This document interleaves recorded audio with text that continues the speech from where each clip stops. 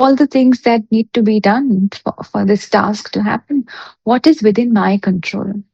That is something that I can change. Everything else that depends on other people, on circumstances, on timing, we can't do much about it. So they can't be, on our things to do. So we can focus only on what is circled inside. Everything outside is, it may matter, but it is not mine to solve, or at least not today. Then step 4 is finding the smallest step, not the solution, not the whole plan, but what is that one small action available to me today that would move something, even if it's very little, in the right direction, which is towards solving for the problem. Step 5 is taking that step. So just that one step, even the smallest thing, and then coming back to it and reassessing tomorrow or the next time. So, yeah, and just read out the 5 steps one more time. Step 1 was to regulate first before we act. Step 2 was condensing and writing down the problem in one sentence. Step 3 is finding what is ours to deal with and in our control. Step 4 was finding the smallest step. And step 5 is to take that step. Now, why is cognitive reframing important? What it is? What is it? Now, when there is a problem, we could, um, sometimes assign, and if we're not able to solve it, we could be assigning blame to others. We could be um, feeling like sorry for ourselves. We could be feeling like things have been unfair, life has been unfair, and it's different kinds of things that, or sentences or beliefs that we use to feel like either we are not in control or it's something too big that I cannot solve for. Now, what does reframing mean? It means that we can give new meaning to what is holding us back. Now, it's not pretending something is fine when it is not. It's simply asking, is there another way to see this that might be more useful to me, to the situation? So, um, why does this, why is reframing important, and how does the brain respond to reframing? So now if we look at the science as to why this happens, when we when we ask our brain, or when we ask a question to ourselves that requires us to look at a situation differently, the brain activates different neural pathways, because now it needs to think about or process, that situation, that problem differently. So it has to make new meaning, and to do that, different parts of different networks are put in use, which until now maybe were not being accessed. So when these different circuits fire, a fresh perspective, maybe sometimes from a friend, sometimes or when we sit quietly and we can think, maybe form a different question, it can help the brain produce solutions that it was otherwise not able to access. So so then the Maybe I would solutions that, yeah, I please would do. like to add one thing here, that when you are, not becoming mindful and take a pause and think about the problem, you are actually the intellect, the memory, the experiences you have, they are just gonna keep running. But the moment you take a pause and think about it, you use your intelligence. I recently wrote an article. If you have nobody has read it, please read it on. We can share it on the MCD Live also. It's about intellect and intelligence. We have intellect, which is full of information, our experiences that we have learned, the way things have happened to us. Most of the time, we are just using our intellect, our memory, or our, but the time we sit down and think about the problem, then we are using our intelligence. in that moment, how can we actually solve it? So it's very important to, use our intelligence, awareness, bring the awareness, and sometimes that brings new perspective because you are actually using your intelligence,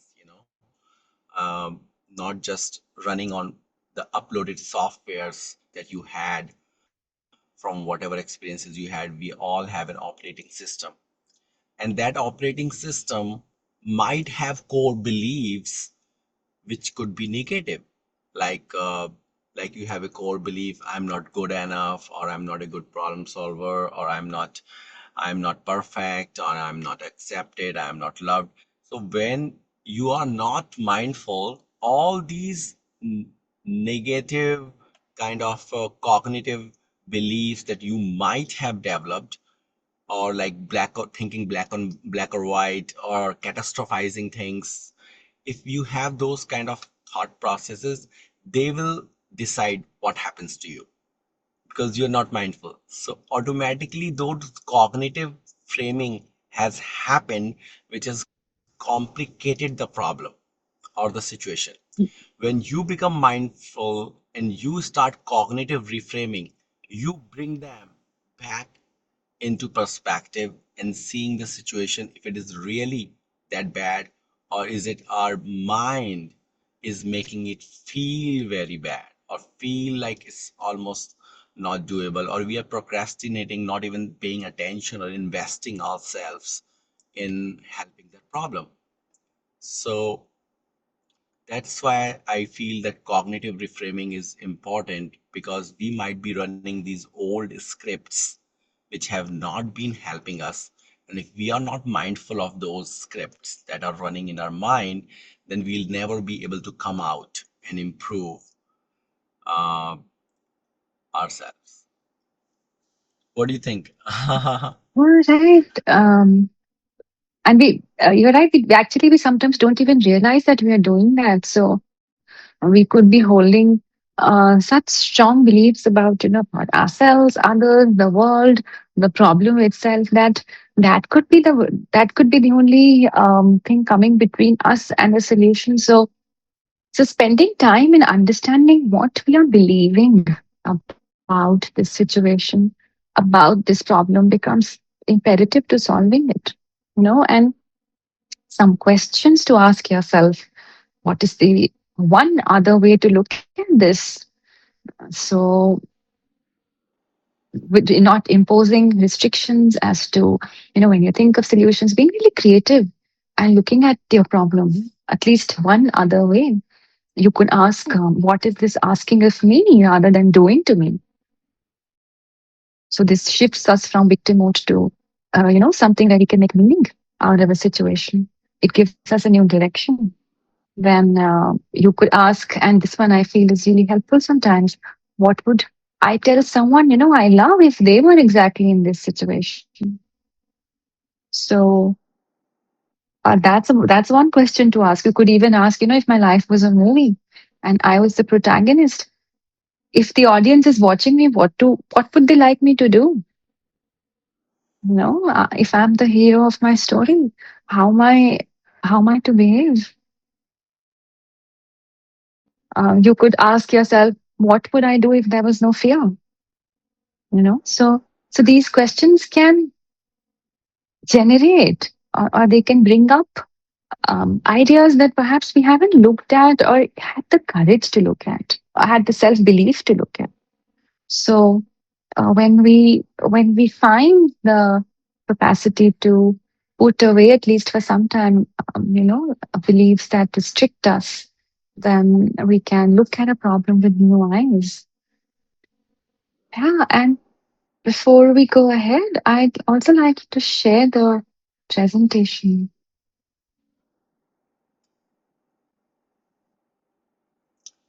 So, anybody looking at this presentation, this is directly from the module 6, which is the Mighty Champion Women module. So, if you have access to Mighty Champions, then you will see this module and you can practice it at home. This module is about problem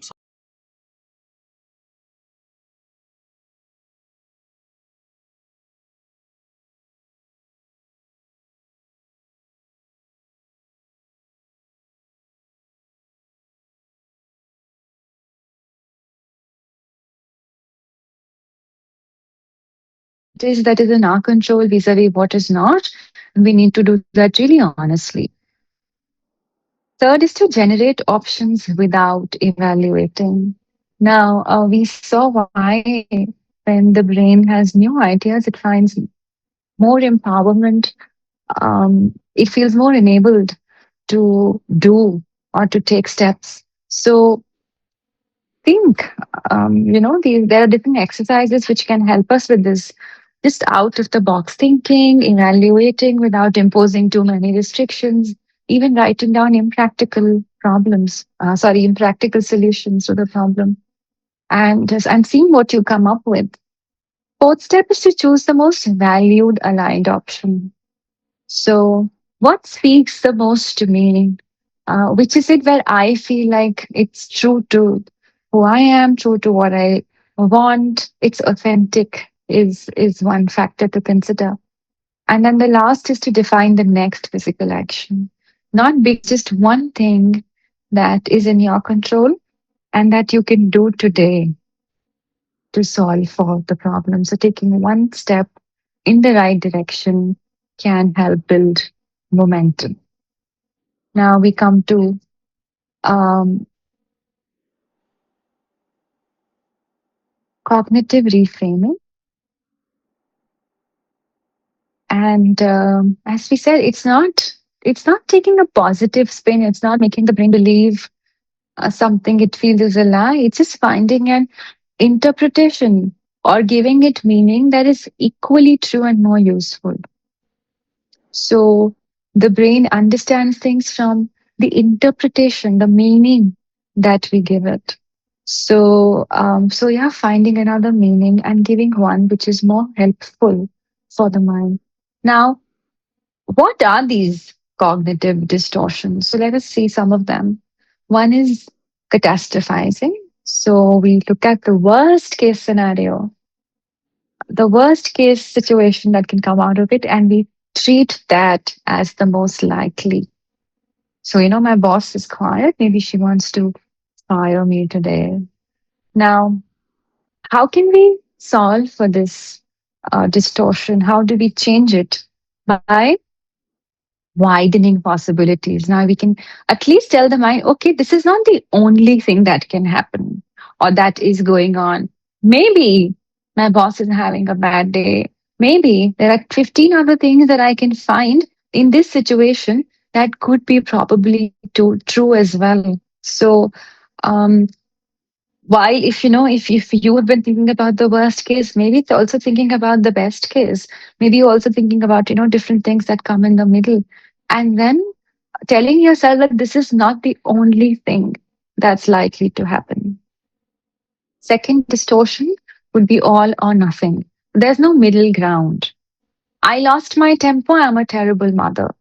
So we use one data point to make a big generalization about ourselves or someone else or life, and use that as the benchmark.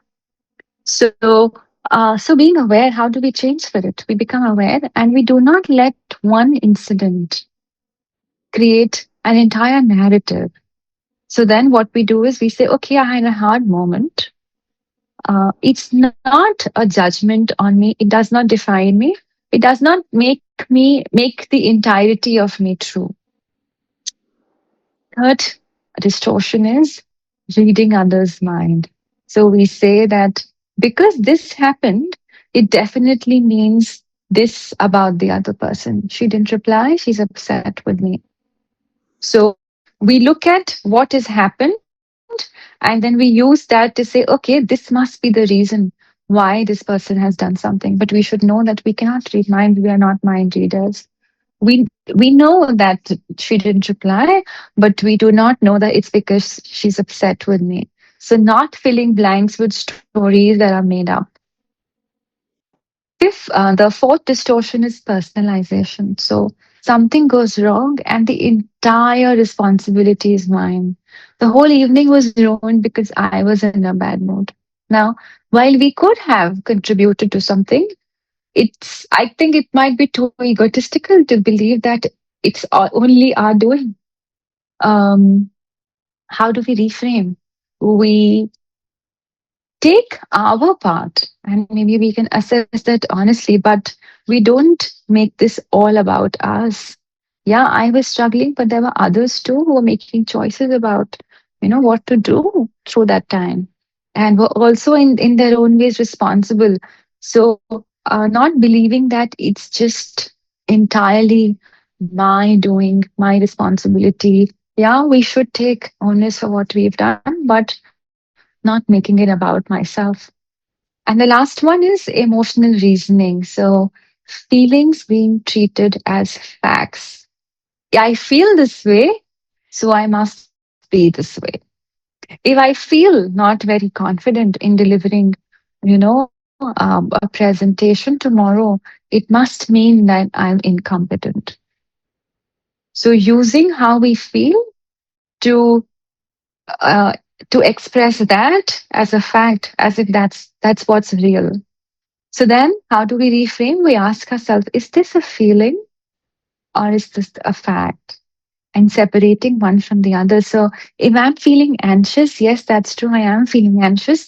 What is not true is that I'm an anxious person. I will always feel anxious. Now, the first few times we do this, it can feel less convincing. We can be so used to holding so strongly to our beliefs that we could feel like, we are lying to ourselves. But the more we repeat with any muscle, the more we exercise it, the more we use it in different situations, become aware of it, it becomes a new pathway. And then we start feeling, thinking, acting from that space instead. So so even though, in the beginning it might feel inauthentic, it might feel like it's not really working for me, repeating, practicing, and also practicing awareness that we are doing this, we are using the distortions, and with time we'll see that they become more and more solidified in them becoming the new way for us to deal with things. So that was the presentation. Dr. Dubey, if you'd like to add anything here. Yeah, I wanted to add the importance of neuroplasticity here. Um, in mind exercises, because we are focused more on physical exercises. We go to gym every day and all that, but we definitely have to have a practice for our mind, which not only include mindfulness, breathing, but also include some other mental exercises like problem solving, positive thinking, and we are trying to bring those concepts from the inner education that we have developed and try to share it with the people so that at least they have that in their mind. Okay, we can use this technique and this, right? Mm. So, I would like to ask anybody who has joined today if you have any questions about problem solving you want to discuss, and maybe we can problem solve some of your problems. No, but at least we can discuss. So, if you have any problem, you can speak up now. It's the question answer part right now.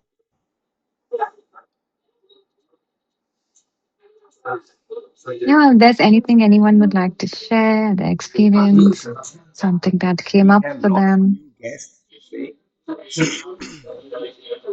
Shamiji is here, Shakti, Raj, Bhakti, Suraj. Hello, everyone. Good evening, Namaskar. Um, Yes, we want Shamiji to be engaging. We want to talk to people. We don't want just one-way traffic. So, the part of this is to give people access to experts and just have a conversation if anything going on, to bring the, positive conversation, problem-solving conversation in the lives of people. So at least I don't know where they are in their lives, but at least they know it's 7:30 a.m. EST or 5 p.m. IST in India. They can come to us and talk about things, as a mighty champion. so it was really amazing. I enjoyed the meditation. While you were telling the steps of problem solving. So, what if someone comes up and says, okay, I find two doables, and both of them Uh, are the opposite one, and both are doable. I do not know yes, which one is right. So, yes, then how to choose which one? So, of course, it will come in decision making, but yes, somewhere. yes. So this is very important question that you asked. And that's why we have created 11 modules of inner skills, inner education. Because every module teaches you a different aspect, which is like self-awareness, self-management, relationship skills. Your problem could be about relationship. So skills module will help you cover that. Responsible decision making, positive psychology, cognitive reframing, and resilience and metacognition. So all these skills are based around problem solving. So when we do our session, we have first mindfulness, then we have problem solving, then we have positivity, then we have question answer, right? So in the problem solving section, all those 11 things are taken as problem. We try to see what can be. So when we are empowering people to take their decisions on their own, we are not here to give any advice what is this way or that way, right? You have to take the decision which aligns with your energy. Otherwise you will never stand up to, or you will always even conflict with yourself.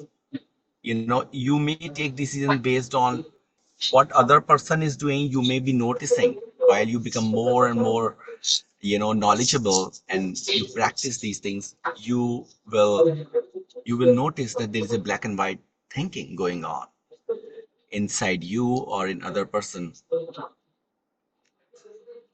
That is the skill. How do we convey this to others? We don't want to make them upset. It has to be done in a way, that it doesn't feel like you're criticizing them or judging them, because that will shut them off right away.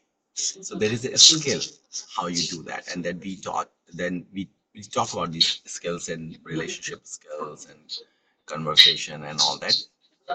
But to answer your question, which is that how to deal with people who are using black and white thinking, right? And your question is, how do we tell them that they are using it, right? So, like I said, it's a skill, right? Nidhi, what do you think?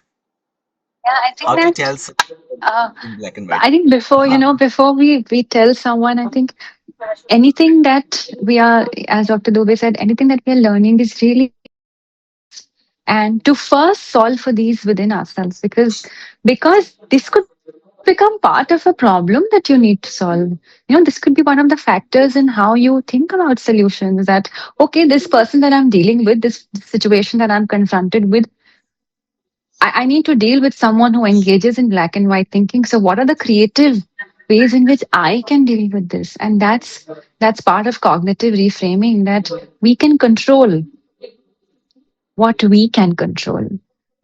How this other person is dealing with it is something that is not in my hands, and I will have to factor that in when I'm trying to look for the solution. um, Yes.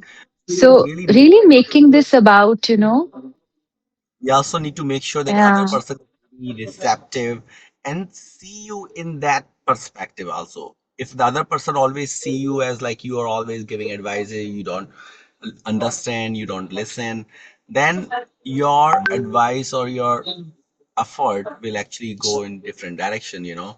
So you have to first see that what kind of relationship you have. Do you will that person listen to you? And if not, you have to first work on that, creating that confidence with that other person before you know. And actually, recently I was doing a class on Mighty Champion Man, the module uh, on relationships or some, I don't remember which module was it, but we were talking about the man, especially for the man, that they have to first listen, stay quiet and listen. When you listen to the other person and the other person feel you understood the problem, when you will then reflect, and give any, you say anything like that, they will listen without getting angry. But if the other person has not satisfied with you, that you actually heard the whole problem, you understand the problem, and you don't have to do much, you just have to stay there, maybe touch that person, and maybe look into the eyes of that person while when it's about talking, not like looking at your phone. Then when the other person will get confident, then you can actually inject, or not inject, but gradually talk about, that sometimes, things could be this way, it could be black and white, like my son actually said the other day, daddy, if I can't, if AI is gonna take over, I won't be able to become a singer. He's a singer. My ancestors were musicians. So he wants to sing, and he said, daddy, so he's like totally thinking black and white, like there was no way he could become a singer because of AI is singing the music now. And I told him, Krish, look at this.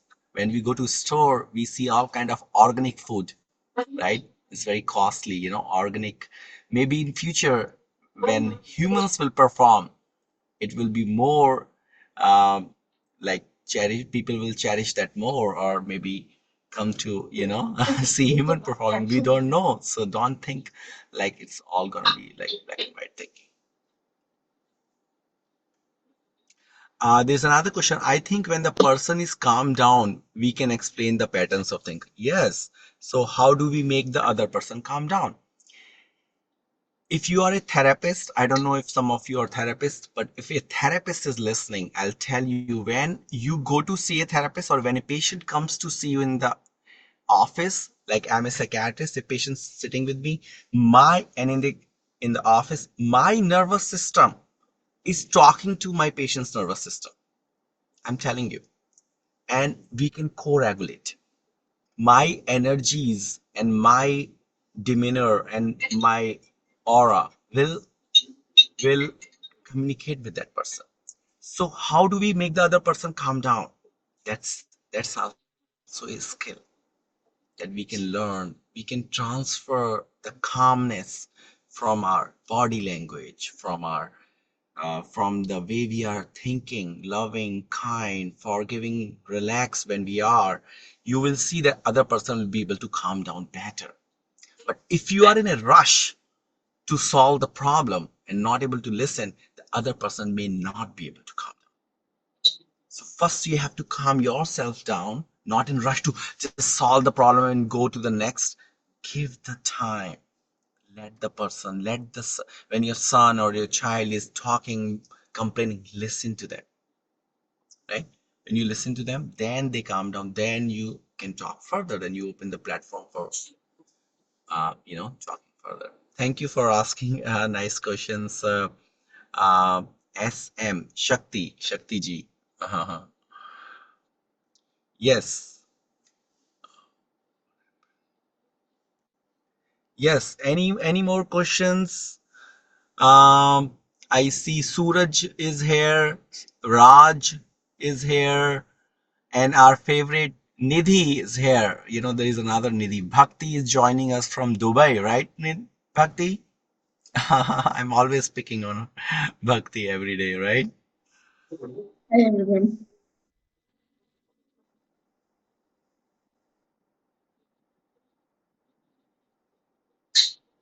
So if anybody does not, Nidhi, do you have a question for us?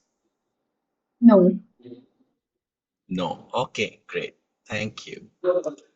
Okay, so Nidhi, it's all yours.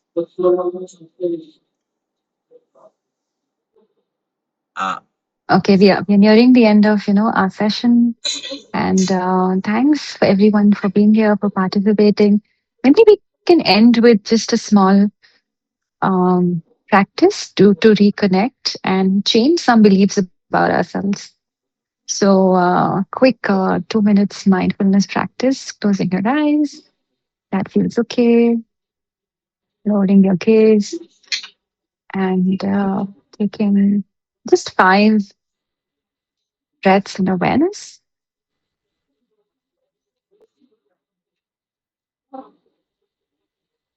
at your own pace. And then silently repeating to yourself, I'm grateful for my journey and growth. I'm constantly evolving, growing, improving. I'm creating positive change in my life and the lives of others. I'm aligned with my highest purpose and vision. I'm the powerful creator of my reality. I am capable of doing hard things. I'm worthy of love and respect. I accept and embrace myself as I am. I embrace my flaws and imperfections. I trust myself and my intuition. I love and accept myself fully. I am loved and I am cherished. And with that, just one more time, connecting to the breath, 3 deep breaths in awareness. And connecting to the sounds around you, coming back to the room in which you are in. And then when you feel ready, you can open your eyes. Thank you. Thank you for being here, for joining us. We'll be back tomorrow and we'll be continuing with our discussion, our practices on problem solving. So see you all tomorrow and have a good day, good evening, wherever you are. Thank you. Thank you. Bye bye. Bye bye, everyone. Bye bye. Thank you, Dr. Guru. Recording